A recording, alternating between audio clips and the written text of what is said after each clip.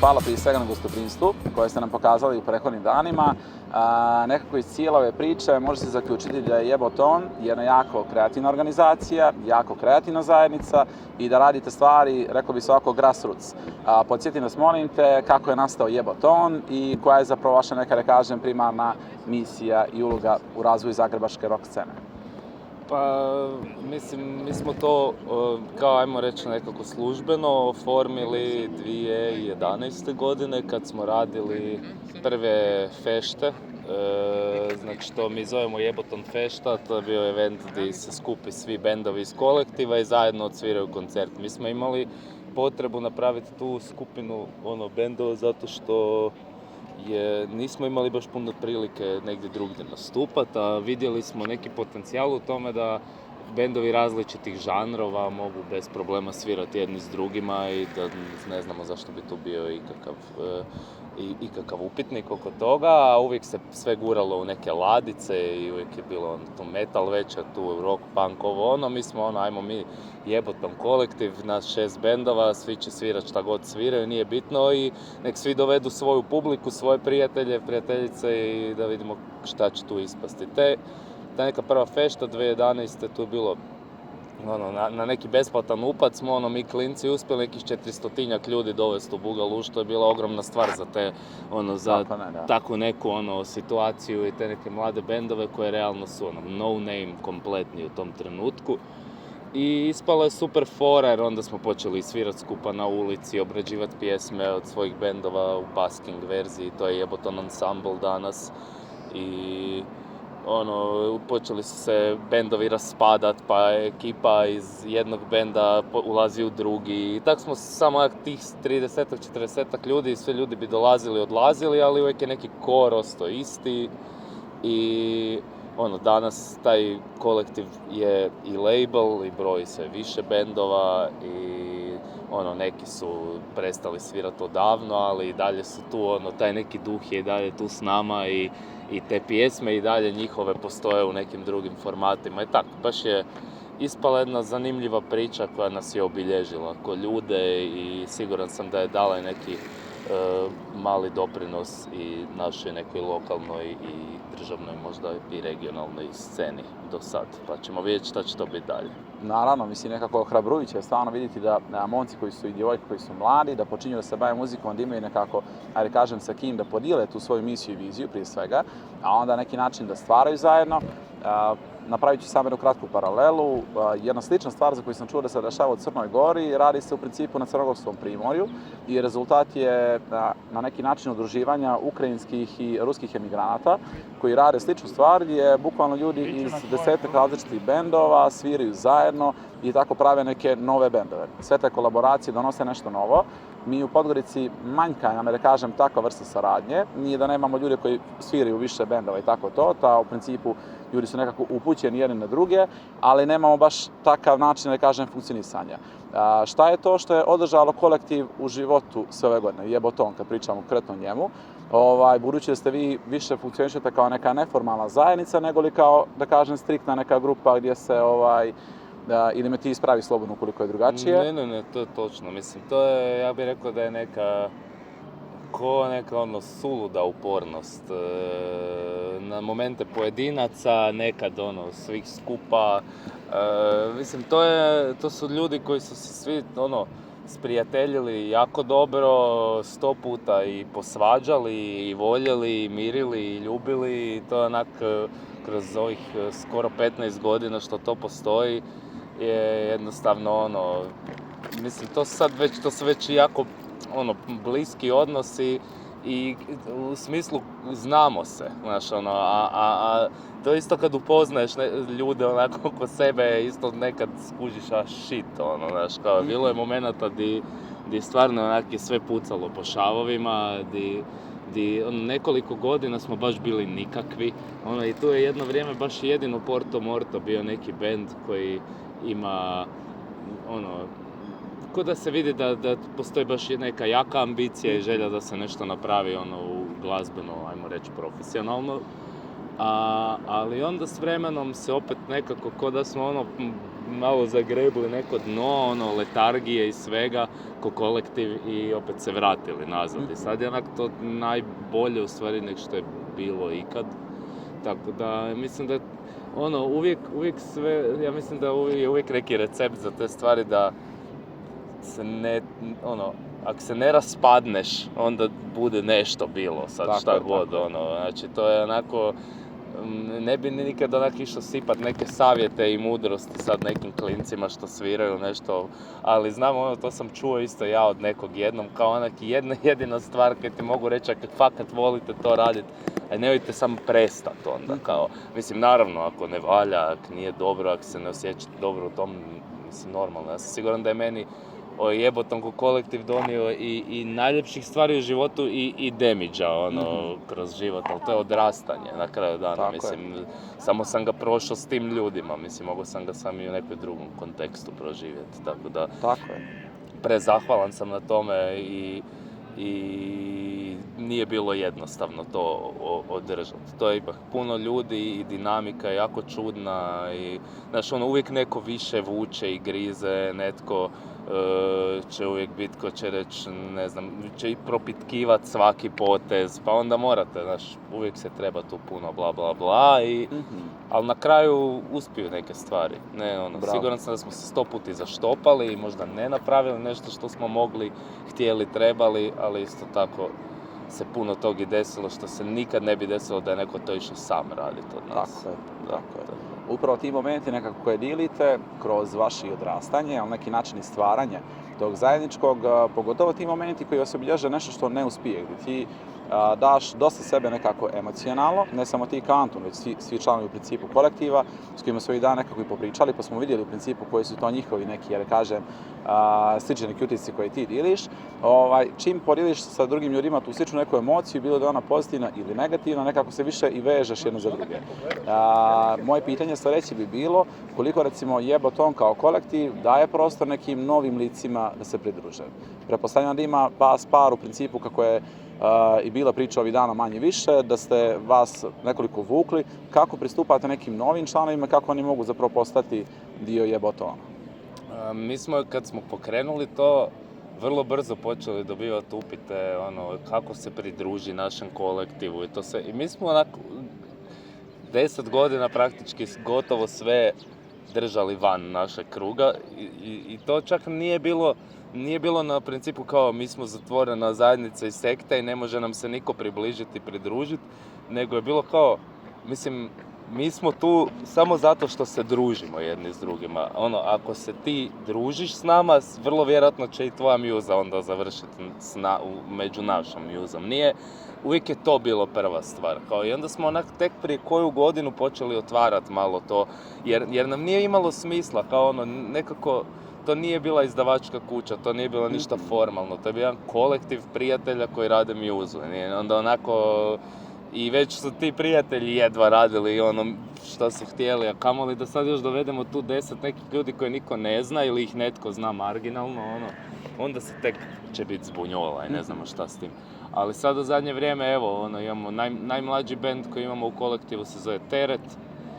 Oni su došli iz te ove super val priče, to je ono, festival mladih bendova srednjoškolskih.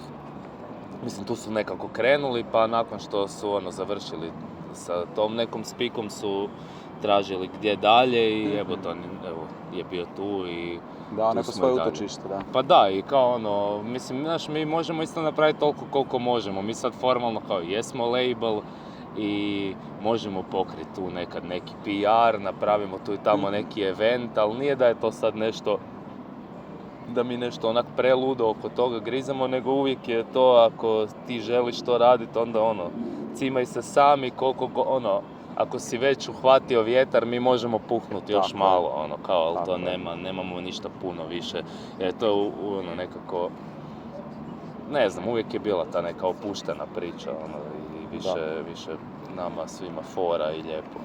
Da, upravo tu nekako si mi dao sjajan šlagvor za naredne, da kažem, segment ove naše priče. On se upravo tiče tog momenta kako je Jeboton kao kolektiv prerastao u nešto što se danas naziva nezavisna muzička izdavačka kuća. Kazali sad, da kažem, taj kratak neki osvrt u to kako, to jest koji su, da kažem, možda vaši dometi slično, međutim i ti dometi, koliko god ih ti možda skromno nekako predstavljao, to su dometi koji opet omogućavaju mladim bendovima da se izraze i da njihova muzika bude, da kažem, slušana preko platforme kakva jeste Jeboton. Kako se desio taj prelaz? Da vi kao kolektiv, neke, da kažem, nezavisnih muzičara koji se druže, prijatelja i slično, prerastajete u taj, da kažem, level up, to jest da se level upujete praktično i da postanete izdavačka kuća. Je li opet situacija slična, kako smo čuli prethodnih dana, da neko tu malo više vuče, da neko tu malo više grize, da osobe koje imaju možda iskustva već sa tim od ranije pa su nešto donijele novo vašim kolektivima i eto, to bi bio nekako pitanje u cijelini, u širem obliku. Pa mislim da smo mi imali neki kao, ajmo reći da je bio neki možda prelomni trenutak gdje je bio jednostavno isto dio ljudi koji stvarno full želi to raditi, to nekako ući skroz to do kraja. I onda je bilo, hoćemo onda to napraviti s Jebotonom ili ćemo to tražiti negdje drugdje, kao. Jer mislim, to onda mora biti to za nas što nam treba, kao ako se mislimo baviti muzom i onda to stvarno moramo razumjeti, ins and outs i za vrijeme korone smo nekako počeli malo prvi put proučavati te neke music industry aspekte tog svega, kako ljepše, bolje, pametnije dizat streaming, radit promo, nemam pojma šta god. Ali onda prije neki godinu, dve smo baš odlučili ok, sad je vrijeme da ako ćemo raditi nešto s ovim, idemo možda probati napraviti najveću Jeboton feštu koju smo radili do sad. Onda smo radili taj Bugalu sa 2 stage-a gdje je bilo preko 1000 karata za feštu, što je nam bilo ogromna stvar u tom trenutku. I baš raditi pravi PR, gdje stvarno svi bendovi imaju intervjue po raznim portalima i sve da vidimo ajmo vidjeti jel možemo mi to nekako zbilja hendlat i malo uzimati te neke druge bendove, ali to se i dalje svodi na neku našu ekipu širu, jer sad tu su recimo novi izvođači na Jebotonu su tipa Tandara i Vlado koji sviraju sa mnom u bendu, imaju svoje solo projekte i tak mislim i dalje je ostao princip isti, zato je tu previše ljudi, onda čak i šta i mi jesmo sad izdavačka kuća, većina vijećanja oko bilo čeg jebotonskog odvija u jednom WhatsApp chatu nekih starješina koji se napravio prije 10 godina, gdje će netko sam doći, ti uzmeš, ako ja sad na svoju ruku uzmem neki bend, I mi to objavimo na Instagramu, dobrodošao novi bend u Jeboton, javit će mi se netko iz tog chata reći šta je to koji kurac.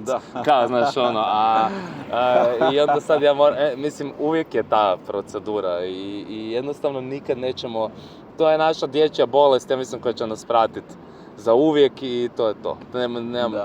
Ali kao, formalne aspekte i tu neku strukturu smo savladali, shvatili smo kako se to može raditi, kako bi se to trebalo raditi, a sad naši limiti će biti tu neki uvijek i dobro, treba se naučiti s njima igrati tu igru isto. Evo, mislim, ide mi je na Jebotonu i funkcionira ko solo projekt, ko band. Porto Morto, ok, sad prešao na LA, ali i dalje je to Jeboton crew i uvijek će biti. Jeboton Ensemble funkcionira dobro, Kiklop, novi Jeboton band, evo bio na In Musicu, sad rasturili potpuno po svim pričama svih ljudi koji su tamo bili. 500 ljudi, mi smo se baš iznenadili nekako koliko samo podršku vaši bendovi dali lokalni imaju među lokalcima. To je nešto što i nama, da kažem, u Podgorici, ali generalno u Crnoj Gori fali taj moment podrške domaćim izvođačima, jer uvijek se pravi veći hype kad neko dođe sa strane. Ono što je nama nekako potrebno i zbog čega su u principu mi upravo ovih dana jeste da provalimo tu žicu koja dovede do toga da 500 ljudi na Kiklupu, na In Musicu pjeva, svira, skače i da takva slična atmosfera bude i sinoć na Nemečeku i u principu generalno na vašim koncertima koji imate ovdje, ne samo na In Musicu, nego i rekao si malo prije i u okviru LAA, Porto Morto, kad se svirali, propostavljam i kao Jeste svira zapravo kao predgrupa, recimo, nekim bendovima inostranim ili tako nešto?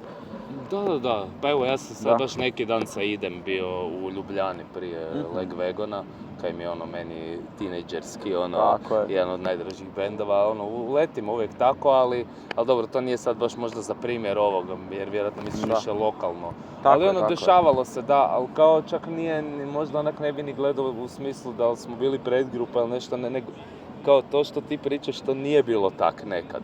Kao to je nešto što se za neku našu generaciju i te bendove koji sad sviraju počelo, ja mislim da su kao publika, kao malo neka šira ta alternativa i to u državi i šire, možda u Zagrebu pogotovo, baš počeli kapirat tu situaciju prije nekoliko godina, kao nešto stvarno, kao i nešto što je vrijedno njihovog suporta i ljudi to stvarno slušaju, da nije to sad, znaš, dugo je bilo,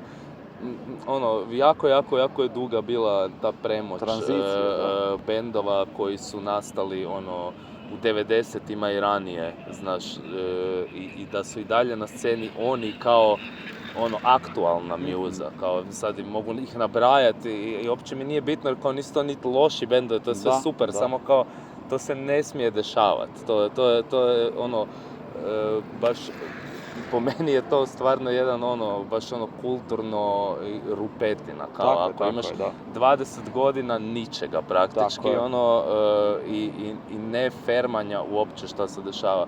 I konačno, ja mislim da je to isključivo upornost neke generacije te naše uspjela probiti to da više možda nije svaki dan novi val je bio super, kao, znaš, možda je ovo novi val neki, znaš, kao, više ljudi ne vraćaju se toliko u sve te neke priče i ne idu isključivo na bendove koji su slušali i njihovi starci, kao, nego je se malo počelo dešavati to da ne znam, siguran sam da to puno ima razloga, možda je stvarno i cijela taj i neki trap movement i sav taj neki kao, jer to su ljudi koji su tvoja generacija, možda tu svi jedni na druge puno utjecalo ko neka, ja mislim, samo ko scena i kultura i praćenje neke umjetničkih pokreta, kao, pa rekao bi da je i alternativa neka u smislu Indija, roka i tog profitirala od sveg tog i svi jedni od drugih, kao u ovom trenutku sad kad gledam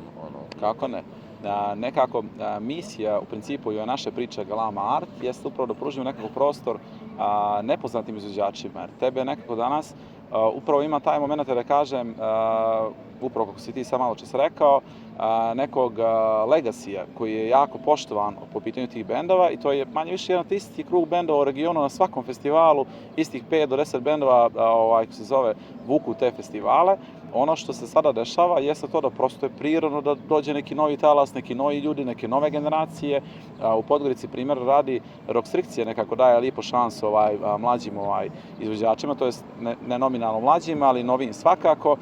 Kišobranci, ekipa oko Glitch Recordsa to radi recimo u Srbiji i u Bosni imamo lijepi primjer tako Helen Nace recimo kao neka nova, da kažem, energija. U Hrvatskoj je cijelova priča oko Jebotona, ali mnogo drugih isto bendova i to je ta cijela, kaže, neka nova klika mlađih naraštaja i mlađih ljudi koji hoće da čuju neki novi zvuk. Primjera radi, kad smo organizovali koncert zagrebačkog benda Nemanja u Podgorici u novembru, jako mali broj ljudi je znao za njih, ali su došli da čuju i bila je stvarno fešta napravljena gdje je 300 do 400 ljudi plesalo sve vrijeme. To se u Podgorici ne dešava tako često. Slična situacija je bila i nedavno kad je došao koji bend iz Srbije ili Vizej kad su bili također u Podgorici. Nekako ljudi su željni da čuju nešto novo i da budu iznenađeni. Taj moment, recimo, i vi, kažem opet, posjedujete bilo kao Antun, bilo kao Porto Morto, bilo kao Idem. I reci mi kako su recimo reakcije u regionu kad ste nastupali recimo u Beogradu, Novom Sadu i tako dalje, ili sad malo čas u Ljubljani, na kako se međunarodna publika, ne samo dakle vaša ovdje u Hrvatskoj, već i u regionu, kako ona reaguje na vaš zvuk? Pa odlično, znači mislim fakat se brzo širi glas, u Beogradu sam 10+ puta godišnje, što s kojim bendom, na primjer, i Novom Sadu jako često, i bilo to Porto Morto, Idem ili neki drugi naši bendovi koji sviraju iz kolektiva ili šire, nije važno, stvarno su dosta dobro prihvaćeni posvuda. Ono, znam da recimo meni je bio show kad smo mi išli prvi put sa Portom Mortom prije, to je sad već bilo prije više godina, ali zvali su nas na onaj The Fest na Dojranu u Makedoniji. Kao i sad mi neki krnji sastav, gitarista Ubo Stršljan u ruku ne mre svirat, ne mre doći. Odjednom nas od 7 nas ide 4, još jedan mijenja, pa nas je nešto prtljanje totalno.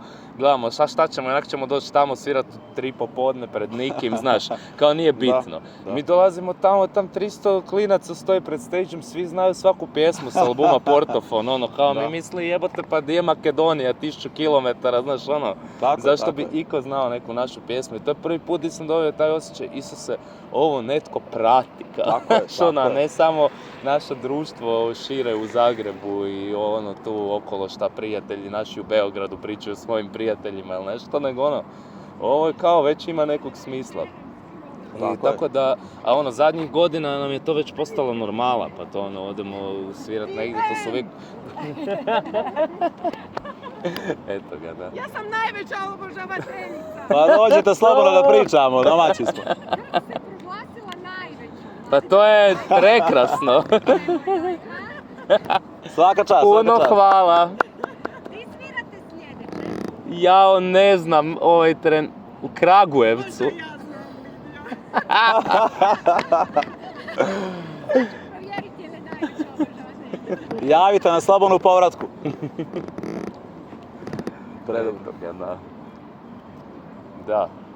Da. Tako da... Lijepi momenti, ovo puni dušu, ja mislim čovjeku. Ma, prekrasno. Da. Baš simpatično. Da, neposredno ljudski, kako u principu i treba da bude muzika, a meni su baš prijatelji skrenuli pažnju zapravo na tvoj rad. Prijatelji koji su i slušali bili, mislim, za Portom Mortom sam i znao od ranije, Jeboton, za vas sam saznao kao kolektiv, manje više tek kad sam nakon intervjua koji ste imali, to jest koji si ti imao na Agelastu, pa mi to neko, otvorilo nekako vrata i tom sastavu, jel tako? Dok za tvoj solistički na neki način projekat, mislim projekat koji ti nominalno vučeš skroz, idem, u principu za tu priču su mi upravo javili prijatelji iz Beograda koji su se oduševili na vašoj svirci. Bukvalno je bila po mama, Kele, slušaj, ovo bi valjalo da dovedeš, ovo je baš bila lunica od svirke.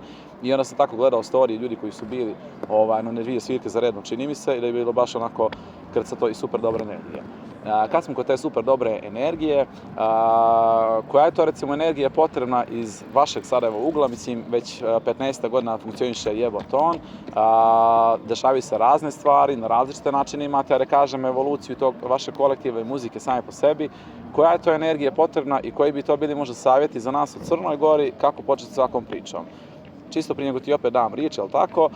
Svakako nas čeka i razgovor sa momcima i djevojkama iz Kseta, gdje ćemo nekako vidjeti i koliko je njihova uloga važna u svemu tome, nekako u razvijanju same scene, ali šta je bili ovako savjeti Antuna Alekse nama u Crnoj Gori? Kako sam rekao sam već prije, nisam baš fan tih pa dobro. Savjeta u smislu jer na kraju dana mislim, obično intuicija najbolje nekako radi, i to, i kompromisi neki, ako su u društvu ljudi spremni da actually surađuju, onda da uvide šta nekom drugom treba, pa svako spusti svoje očekivanje ili digne s obzirom na to što je neki cilj koji je postavljen. Tako da sad nismo mi sad neki primjer, neki zlatni primjer za nešto. Mi smo u mojim očima failali milijardu stvari, kao, znaš, ali pa što je jedino što je stvarno sam sebi i nama svima mogu skinuti kapu je da smo tu i dalje, kao. To mi je najluđe od svega, da smo zbilja i dalje to radimo i družimo se i sviramo i koji god band bude, probat ćemo doći, podržati, podijeliti,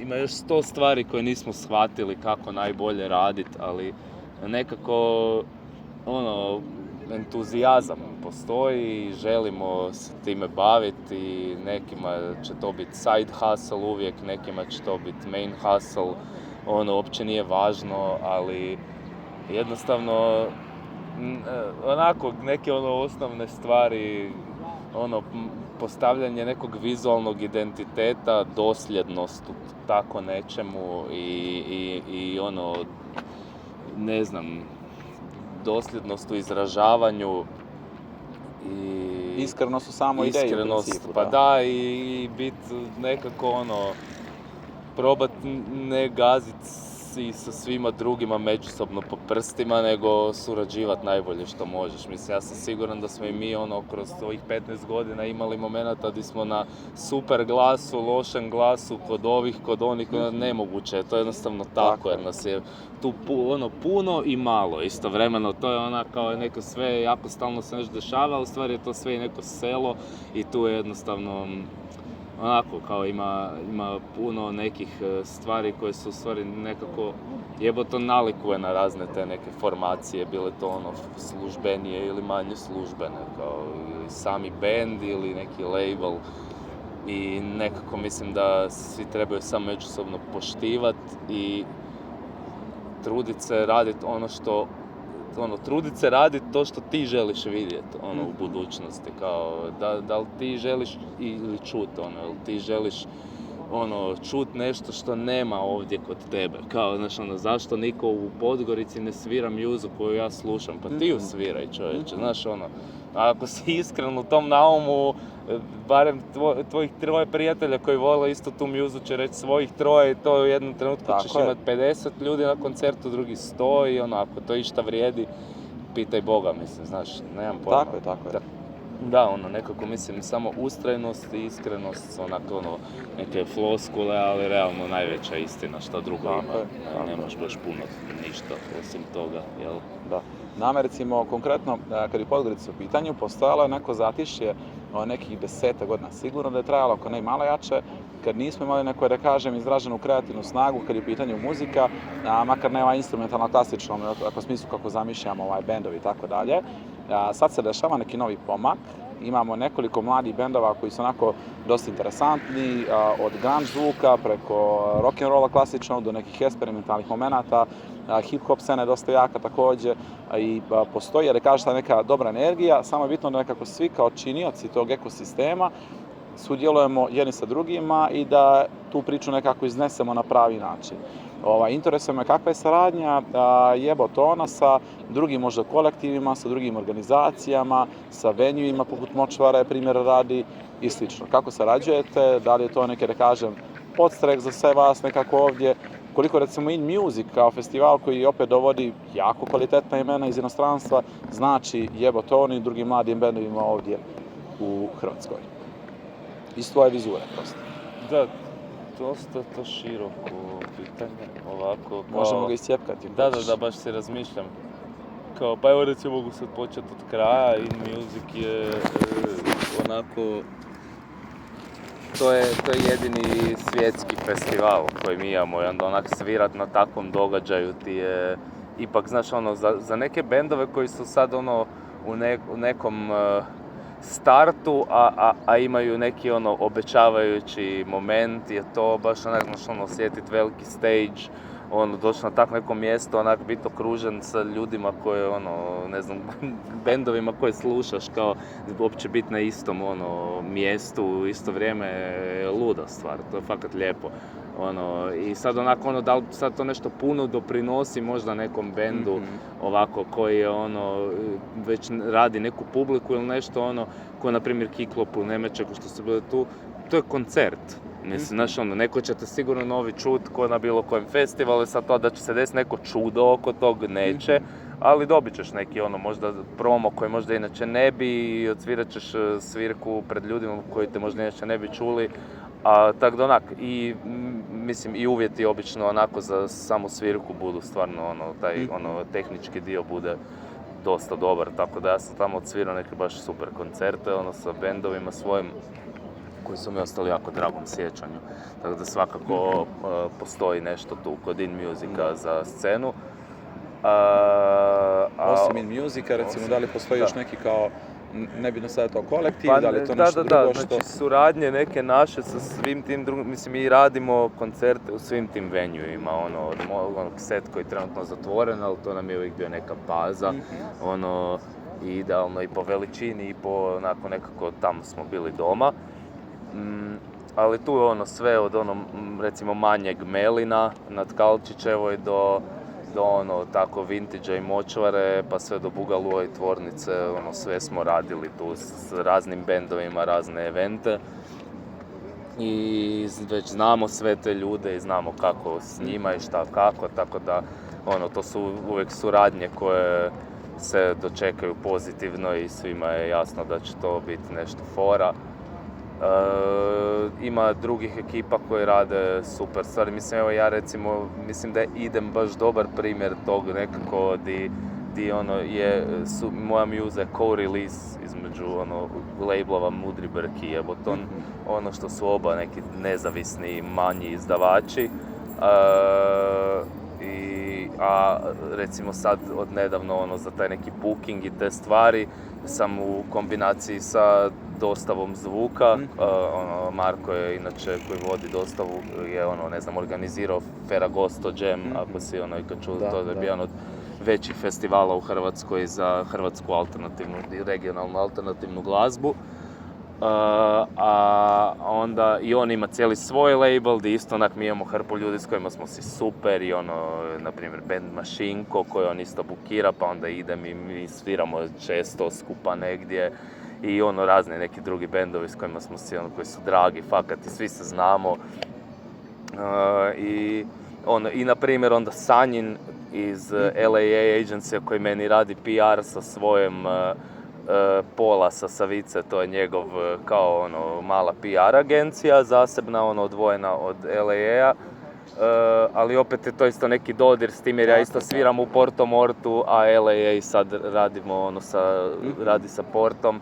Pa nekako svi se tu sad znamo, svi tu radimo nešto skupa i znaš mene će odavde nazvat da možda ima nešto za ovog odavde, pa to i tako ćemo si svi međusobno izvrtiti sve kombinacije, jer zašto ne, jer smo si dobri, jer znamo da svi se trude i rade dobre stvari i nekako ono što kad uđeš uvijek u takav neki mlin, od toga, meni je ogromna želja da se ne ponovi ona ista greška koju smatram da su napravile generacije prije nas. A to je da se ne izostavi klince, kao. Znači, da klinci koji sad imaju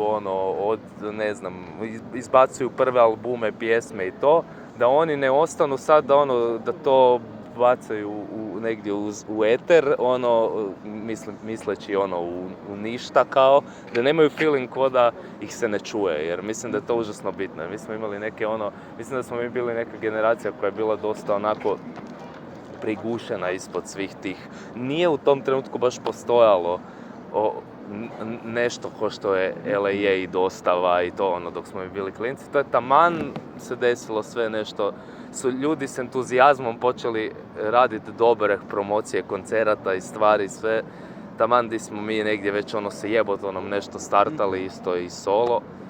Tako da sad sam jako puno tog nadrobio, ali point je da treba uvijek treba gledati šta rade klinci. Treba im ići na koncerte, treba slušati šta rade, paziti, promatrati i čuvati to, jer će svaka generacija je nešto novo i svi smo ljudi i svima nam je to bitno i svi želimo to.